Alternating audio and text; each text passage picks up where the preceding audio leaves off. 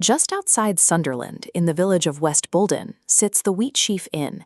It's an unassuming building on a quiet corner, but to local residents and paranormal investigators, it carries a reputation as the most haunted pub in the UK. That legend was built on a massive scale. Over 20 million viewers in America watched a dramatized documentary that detailed a history of 37 spirits supposedly trapped within the pub's cellar and darkened corridors. The inciting incident of the modern haunting occurred in 2003. A regular named Clive headed upstairs to the bathroom, only to feel a sudden shove from behind. He was pushed over the balcony by an unseen force, landing him in a coma for several weeks.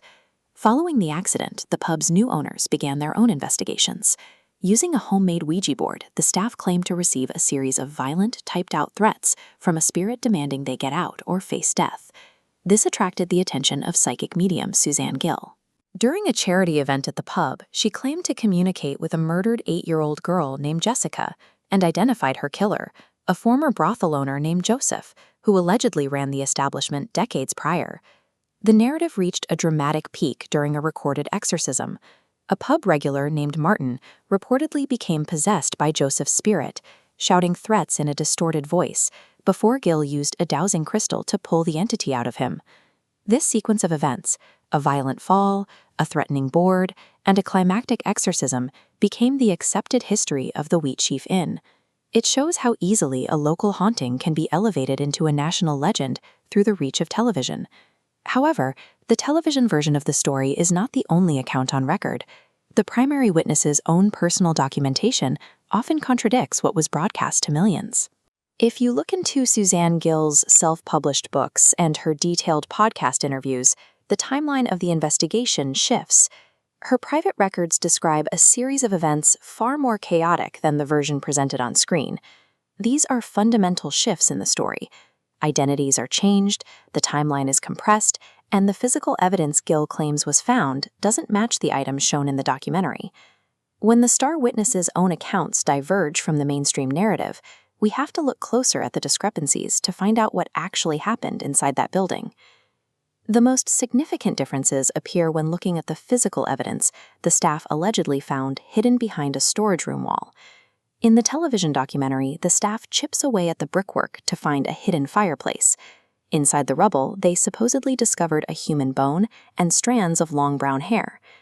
But Gill's personal account tells a different story. According to her, the staff never found any human remains.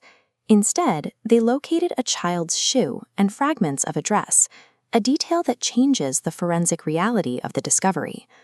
The two versions of the story also disagree on the identity of the person at the center of the exorcism. The TV version states the victim was Martin, a local regular and a friend of the pub staff who was interviewed throughout the episode. In her own records, Gill claims the man who was possessed was a complete stranger who had walked into the bar for the first time that night. She describes him as having shark eyes and says he was never seen again after the ritual. Gill's version also includes events the producers chose to ignore: a physical struggle on the balcony with a man who wasn't there, floating orbs with human faces, and the spirit of the young girl following the psychic back to her own home. These contradictions highlight the unreliability of the evidence. They show that in paranormal history, the facts are often dictated by whoever is telling the story at the time. To understand how these two versions of reality could exist, we have to look at the psychological environment inside the pub before the psychic ever arrived. The staff was already under immense stress. A friend had nearly died in a fall, and they had spent weeks using a Ouija board in the dark. They were a group primed to interpret any shadow or sound as a hostile threat.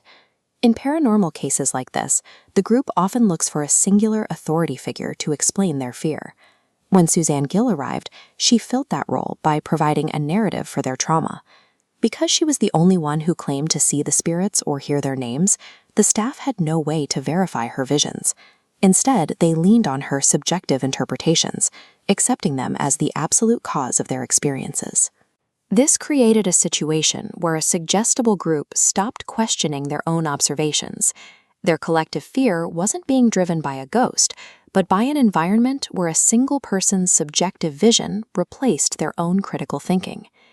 Today, the Wheatsheaf Inn is under new management. The actual events of 2004 are now distant.